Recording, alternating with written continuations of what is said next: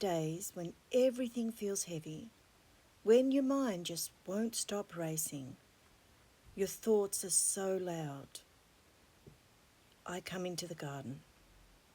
That's my sanctuary. That stops my head from continually talking. There's something about stepping outside and hearing the birds and feeling the soil. It's like the garden and nature reminds me to slow down.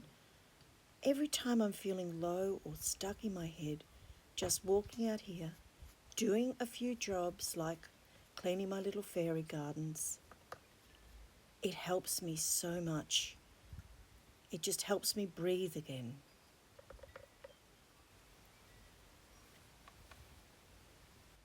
So how are you all doing, darlings? Welcome to this week's video, where I want to talk about the elephant in the room, which is my mental health issues.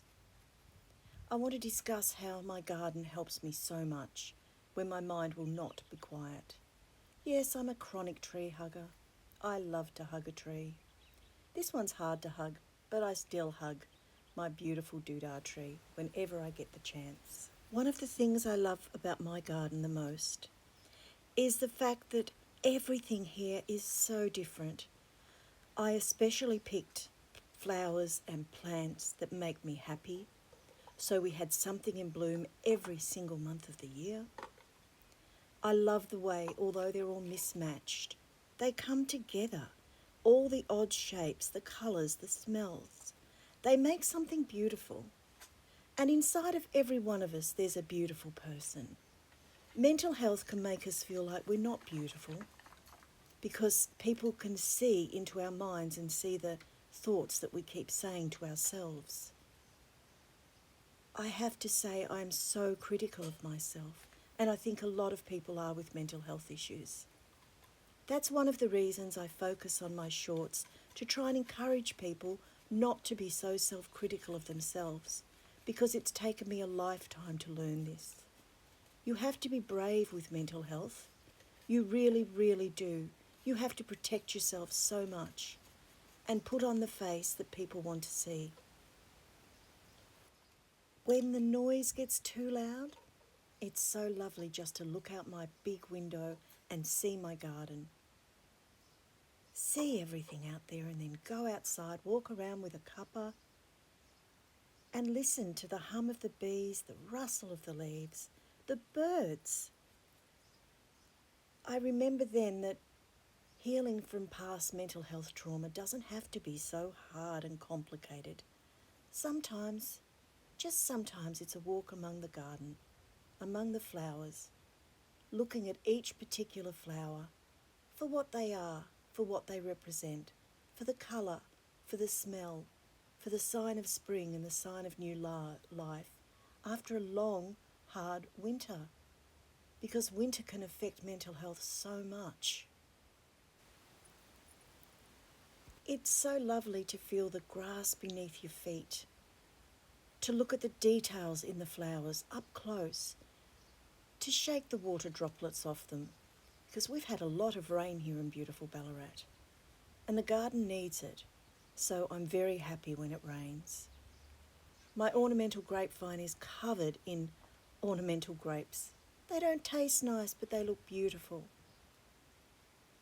Just the smells alone, walking around the garden, because it hits one of your main senses, it really makes a difference, and it makes you feel so much chirpier and happier in yourself. You all know why I put my tiaras on. To try and make myself better, feel better in my head for my mental stress. Sometimes, after I've wandered around for a while, I just sit. I just sit in the garden and listen and feel the warmth, the life around me. It's a strange thing to say, but there is something about feeling the sun and soaking it right in, melting away the stress, the noise, the weight of the continual worrying and anxiety that can come with mental health issues. In these moments, I'm not thinking about yesterday or worrying about tomorrow. I'm just here, just breathing and feeling the sun, listening to the bees, smelling the earth. It reminds me that I'm alive. I'm really alive, and isn't that just wonderful? And isn't it lovely to sometimes do just nothing? This particular lilac was given to me as a tiny plant from Anna across the road, my lovely neighbour. It has grown and it's flowering and its scent is just beautiful. I love old-fashioned mint and herbs, and I have them all around the garden scattered among everything else. Just so lovely. I love this corner of the garden. It's where my washing line is. I've got a flowering quince here and it's just the prettiest little bright orangey, pinky flowers. My iPhone 12 doesn't pick up exactly the colour that they are, but believe me, it's beautiful. Out here I have got geraniums. I love geraniums. And I love pegging out washing. I've got a cover over the washing line that Bert put up, of course, for me, because I love pegging washing out in all weather.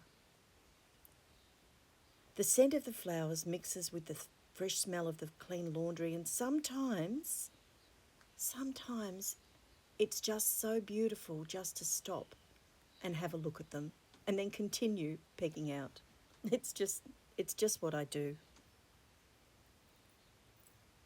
I remember sitting with my grandmother with geraniums, and she used to say to me, "Just count the flower petals, Tammy. Count the flower petals." I was only little, but it always stuck in my mind. That's why I love geraniums so much. Hellebores are new to my garden. It's the first time I've ever had one, but it does flower at an odd time in the year, and I thought it would be perfect to use. These are my Dutch irises. Every year they surprise me and I forget how striking they are until they open. The deep blues and the deep yellows are so beautiful. So beautiful. I just love how every flower seems to have its own personality. Yes, I'm a romantic. I do picture little fairies floating around there in the dark. The irises last so much longer in the garden, I don't pick them to bring them inside. I enjoy them outside, sitting right next to them. They're among the Dymphinians here, and they just are popping up everywhere.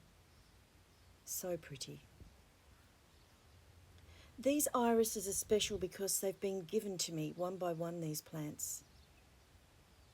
I'm not sure of the names, but I call them by the people that gave them to me, and this one is called Alison. I used to clean for a lady, and this particular bulb came from her. This one is called Jenny, and she gave me this particular one. This one is called Miriam. My deep purple one is Miriam. My light purple one is Debbie because she actually gave me a bulb many years ago. And around here, this one has like glitter on the leaves and you don't quite see it, but it's there. But this one's Anna, and it's not out yet, and it's a striking blue and white one. And Anna gave it to me. My little orchids are growing in the courtyard beautifully. And of course all the clivias are out, but we got an infestation of some sort of bug on the actual tree above it. So we had to spray quite a lot. Bert loves his clivias. They're so big. So big, so beautiful. They're the size of dinner plates. And they last for about a solid month of continual flowering. I have to say, darlings, it feels magical out here because this part of the garden is completely covered in. I call it a conservatory. I have plants here that would not be able to take the normal weather 24 hours a day. It's lovely to look out the kitchen window and this is what we see. It feels so alive in here. Even if it's cold and raining, it just keeps everything thriving. It's a place that reminds me that the right care and a bit of shelter, things can flourish even in tough conditions. There's something deeply healing about attending to all of these plants, watching them grow stronger each season. It's something to remember that growth doesn't happen automatically. It takes time, it takes practice, it takes commitment. Remember how important water is for the sound of for your mental health? Oh yes, I've done all the tricks in this home, all the things I've always wanted to do. In any other home I've had, I've put them all together in a small combined little block that is just my complete sanctuary for my mental health. I've decided to do a little bit of actual pressing flowers. I had some lovely tulips, beautiful tulips, and I wanted to try and preserve them before I lost them completely. I had to cut off the stems on some of them because they were too thick. I don't have a flower press, and I hope to one day buy one. Yes, I know you can do them in the microwave, but I am somebody who loves the process of actually doing it, of following the old-fashioned ways that I used to do as a child, though we didn't have waxed paper, we used to use brown paper. But I remember using the rolling pin and getting the biggest and heaviest book that I could and putting them in there. I also love when I read my journals or open up my books and I see there's a flower in there that I have picked many years ago, and I put the date on it that I've done it. And it's just a reminder of a happy time, a happy moment in the garden. It's only a silly little thing, but I do love pressing flowers. Judith just bought a brand new Tesla. One day I'd love to have enough money to buy myself a little flower press. I keep looking for them at the second-hand shops, the Salvation Army and the Vinnies, but you don't see them very often. I'd like to get a strong, heavy one, not the cheap ones from Kmart or Temu. They must be strong, heavy, and they're not cheap. But anyway, one day I will get it. Bert's been well, darlings. Alan's been well. Lucy's been well. And I've just been struggling mentally. So I have used a lot of time in the garden, and that's why I wanted to do this video for you. If you're feeling like it's all too much, put this video on. I have so many videos. I'm trying to learn how to do things like add my videos so you can go and find them. I know that some of them are so bad, but YouTube has been a huge learning process for me. I knew nothing about doing anything, any filming, editing, anything before YouTube. So I try to add something new whenever I learn it. And this week I want to try and add that you can look for my videos from my video. I love these books from Ahiranta. They're available on Amazon and anybody can buy them, and I feel so humbled that I actually am mentioned in the beginning of the book, a beautiful long thing that brings tears to my eyes. Ahiranta is doing very well, darlings, and our prayers have worked. She's in remission, and I'm so grateful for that.